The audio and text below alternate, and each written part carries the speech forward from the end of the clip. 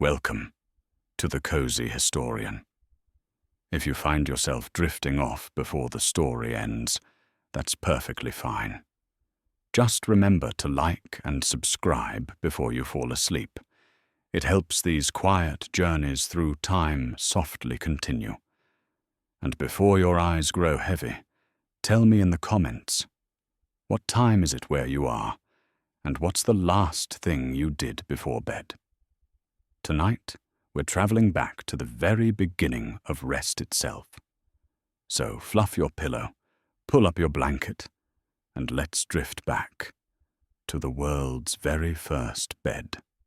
But this evening, our journey continues on from those ancient resting places into the quiet world of early hunger, and the astonishing discovery that turned seeds into sustenance, and sustenance into survival. Imagine yourself beside a flickering fire nearly 14,000 years ago.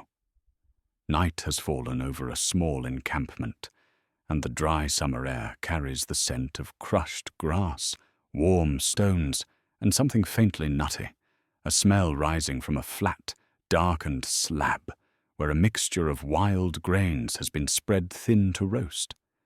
It is not bread as we know it. It is dense, smoky, uneven.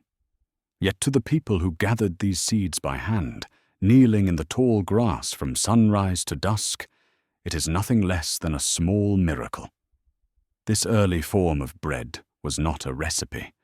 It was an instinct, a discovery born of patience, hunger, and curiosity.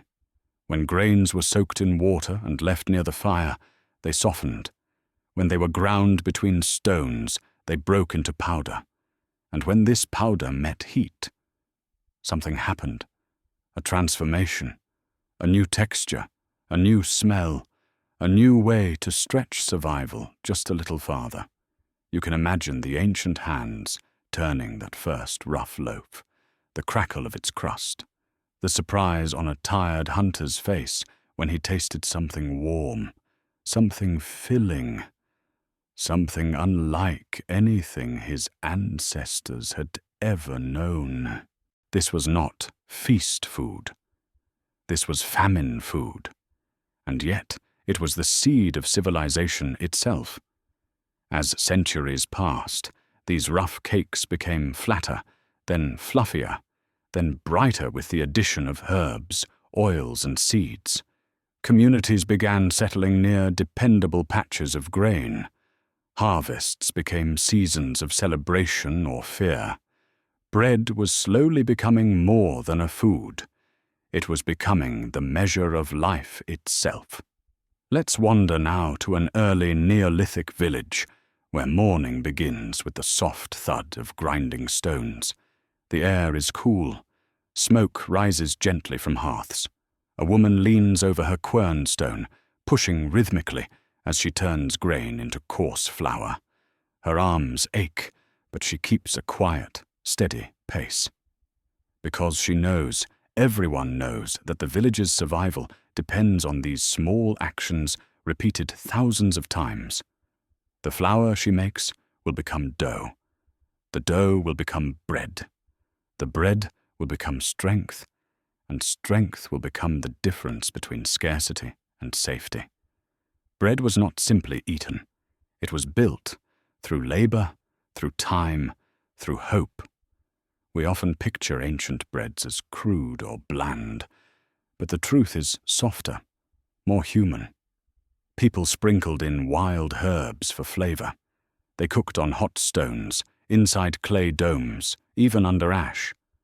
Some doughs were left to rest, fermenting quietly in the sun until they rose like sleeping animals. A simple rhythm emerged, gathering, grinding, mixing, kneading, and through that rhythm, families found comfort. Bread became less of a task and more of a ritual. Each culture shaped it differently. Flatbreads for travelers, leavened breads for feasts, dense survival loaves for soldiers and shepherds. But always, its purpose was the same, to carry life forward. And so, as night deepens around us in this cozy retelling, remember the simplicity of that first loaf. Imagine the warmth of the fire. Imagine the hands that shaped it. Imagine the relief in knowing that tomorrow there would be something, however small, to eat. Bread saved our ancestors not through extravagance, but through its quiet reliability. In the next chapter of our journey, we'll step into ancient Egypt, where bread became both a daily comfort and a sacred offering, and where the art of baking rose like the Nile itself. But for now, breathe deeply and let the scent of ancient grain settle into your imagination. The story of bread now carries us downstream toward a river whose annual rising carved the rhythm of life itself. Let's step softly into ancient Egypt, a land where bread was not merely a food, but a symbol, a currency, a sacred offering, and a daily comfort shared by everyone from humble farmers to the pharaohs themselves. Imagine the early morning light spilling across the Nile Valley. Workers move quietly along the banks, cutting stalks of emmer wheat with bronze sickles that gleam like old gold in the sun. The river has receded, leaving behind rich black silt. The fields are thick with grain, swaying gently like a woven carpet. And from these fields came the lifeblood of Egypt, a modest grain that transformed into loaves of astonishing variety. The Egyptians baked hundreds of shapes, round, oblong, animal-shaped, twisted, stamped, tapered. Some were for eating, some for rituals, some for trade. But all of it began with the daily rhythm. Grind the flour, ferment the dough, bake it in tall clay ovens called tanner. Step inside a quiet bakery tucked behind a village workshop. The air is warm, almost sleepy, thick with the comforting scent of yeast and charred clay. Women kneel beside wide baskets filled with grain, pouring handfuls into grinding stones. The soft rhythmic rasp of stone against stone creates a kind of music that echoes across the centuries. Little clouds of flour rise with each turn, catching the sunlight in pale, drifting halos. Nearby, a pot of dough bubbles faintly, alive with natural yeasts. This was one of humanity's earliest relationships with invisible life. Long before microscopes, long before science offered names to things. And yet, the Egyptians mastered fermentation. Their dough rose with patient breath, transforming into airy loaves that were far more delicate than the dense survival breads of earlier millennia. Bread was nourishment, yes, but it was also stability, payment, a measure of fairness in a world where coins were rare.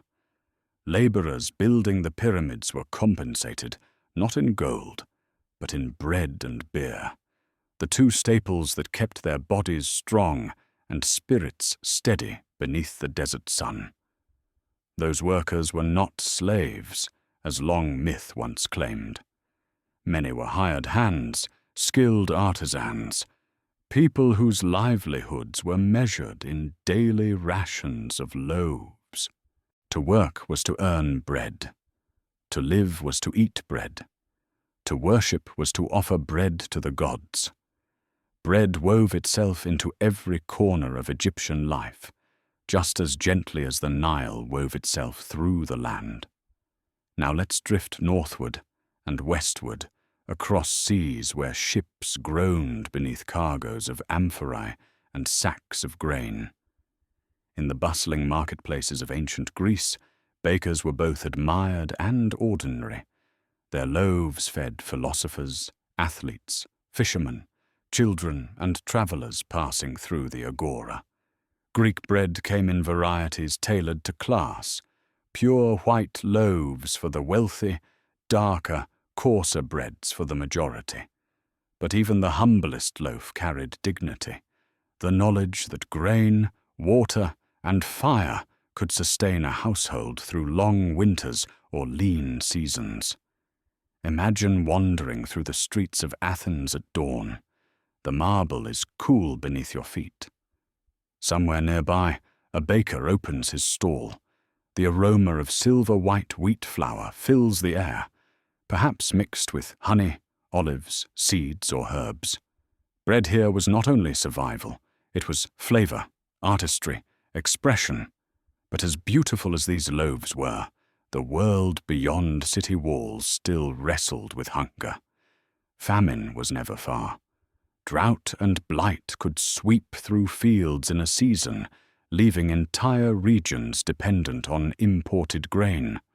Wars were fought not for gold, but for fertile land and stable harvests.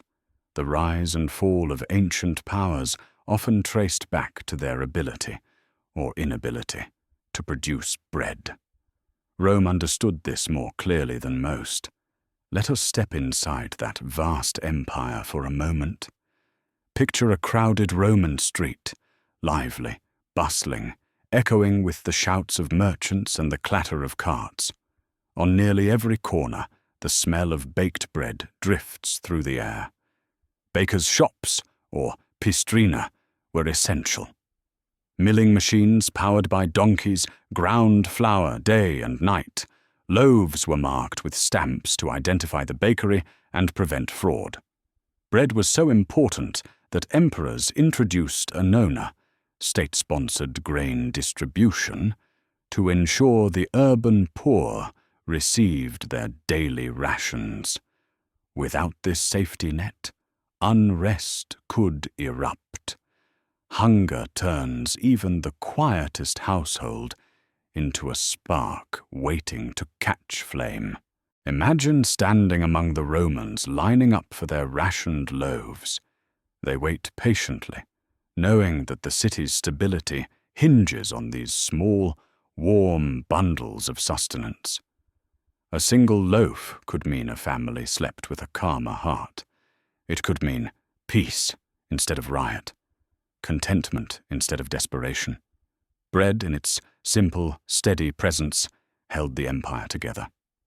Let's leave Rome now and wander into the medieval world, a time when bread once again became the fragile line between feast and famine. Fields depended on unpredictable weather, narrow harvest windows, and the hard labor of peasants whose survival was always uncertain. In years of abundance, granaries filled with wheat, rye, barley, and oats. In lean years, people stretched bread with whatever they could find: peas, acorns, chestnuts, even ground-up tree bark. Imagine a quiet medieval kitchen lit by a single candle. A woman kneads a dough made from coarse, dark flour. Her hands are rough, her movements steady.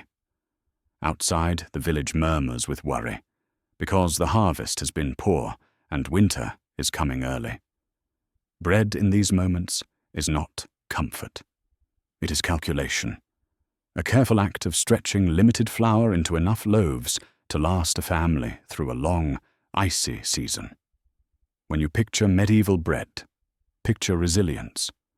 Loaves baked not for pleasure, but for survival. Dense, heavy, long-lasting, a kind of edible shield against hunger. Imagine the feeling of tearing into such bread, not soft, not airy, but deeply grounding. And yet, there was comfort, too. People shared loaves during celebrations. They baked sweeter, richer breads for holidays. They shaped dough into symbols of hope and faith. Even in the hardest times, bread carried meaning beyond nourishment. It carried memory, tradition, community. From Egypt's sacred loaves to Rome's rationed bread, from Greece's fragrant hearths to medieval fields trembling with uncertainty, bread continued weaving itself into the story of humanity, not as a luxury, but as a quiet, steadfast companion. In the final part of our journey, we'll follow bread across oceans, into eras of exploration, hardship, migration, and innovation. where a humble loaf became the difference between peril and possibility. But for now, let the warmth of these past loaves settle softly around you, like the comforting glow of an ancient hearth.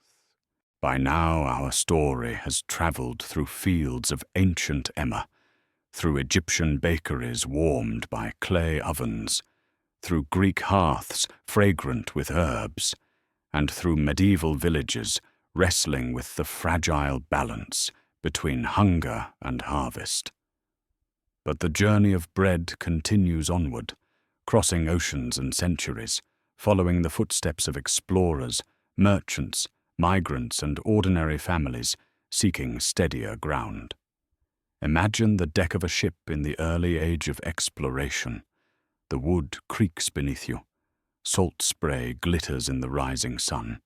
The wind snaps against the sails, driving the vessel into waters unknown to its crew. Beneath the deck, in dim, musty storage rooms, lie sacks of flour and crates of hardtack, an unyielding, tooth-testing bread baked to last not days but months. Hardtack was not pleasant. It was not soft. It was not warm, nor fragrant, nor comforting. It was survival, pressed into shape. Sailors soaked it in broth or ale to soften it, and even then it sometimes hid unwelcome visitors inside, tiny reminders of how rough travel could be. But without it, voyages would have failed. Explorers would not have crossed oceans. Trade would have faltered. Empires would never have expanded outward into distant seas. Once again, bread, simple, unromantic, indestructible, carried humanity forward. Now picture the immigrant ships of later centuries. Families packed tightly in bunks, clutching whatever belongings they could bring. In many of their satchels, wrapped in cloth or tucked into wooden boxes, was bread baked at home. A piece of the old world meant to sustain them until they found footing in the new one. These loaves were more than food. They were memory, identity, comfort in times of fear. A grandmother's recipe, a father's final gift, a mother's reassurance that even across an ocean, some things remained familiar. When these families arrived, often with little more than determination and hope, bread took on new shapes. It adapted, just as people did. Italian loaves baked crisp and airy in bustling American cities. Eastern European dark breads perfumed crowded markets with deep, earthy aroma. French bakeries offered baguettes to neighborhoods still learning one another's languages. In rural towns, traditions mixed and merged, giving birth to breads that belonged to everyone and to no one. A shared table of cultures, each loaf telling a different story of home. Bread does that.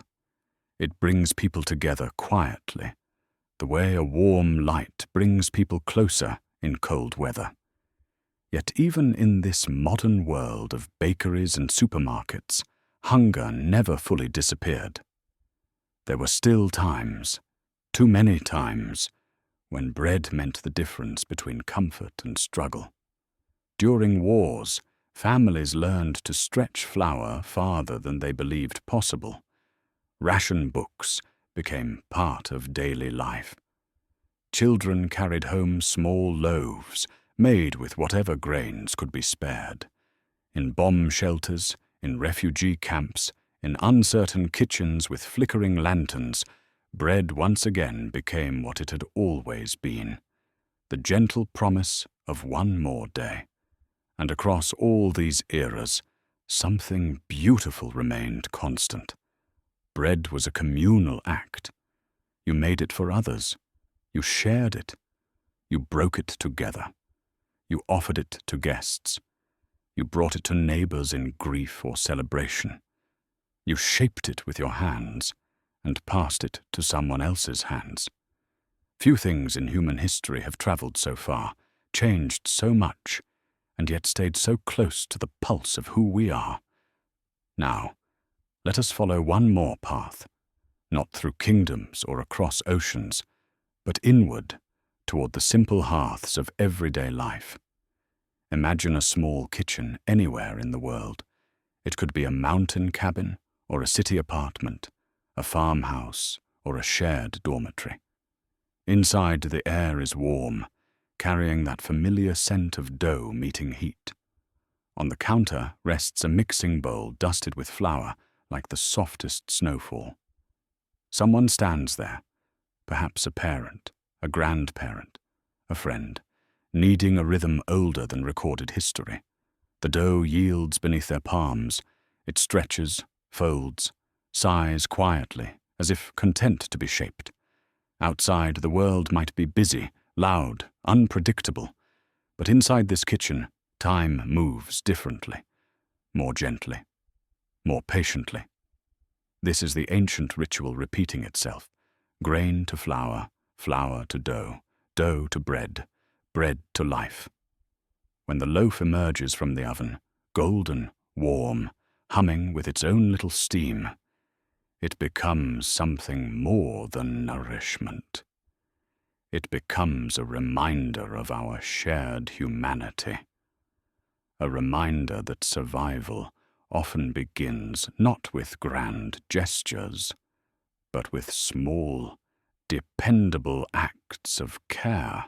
Bread has been with us in famine and feast, in triumph and hardship, in celebration and mourning. It has fed kings and wanderers, armies and families, travelers and dreamers. It has crossed deserts, mountains, oceans, and centuries, always returning to the hearth, the table, the outstretched hands waiting to receive it. And so our journey comes full circle, back to the firelit nights of our distant ancestors, who first discovered that mixing crushed seeds with water could bring forth something miraculous. They could not have known how far that discovery would carry us. They could not have imagined cities, empires, migrations, or global trade. They simply sought comfort, sustenance, a way to keep going. Bread helped them do that.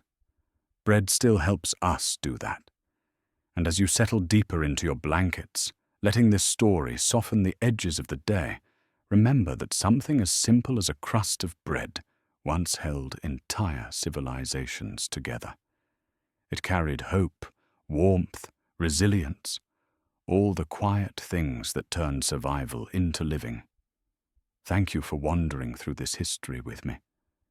Thank you for listening, for resting, for allowing the soft echoes of humanity's oldest companion to lull you toward sleep. Bread has shaped our world more gently and more profoundly than almost anything else. And tonight, perhaps it has shaped your dreams as well. And so, dear listener, as the candles fade and the night deepens, may your dreams be filled with the soft echoes of history. Until next time, sleep well. And thank you for listening to The Cozy Historian.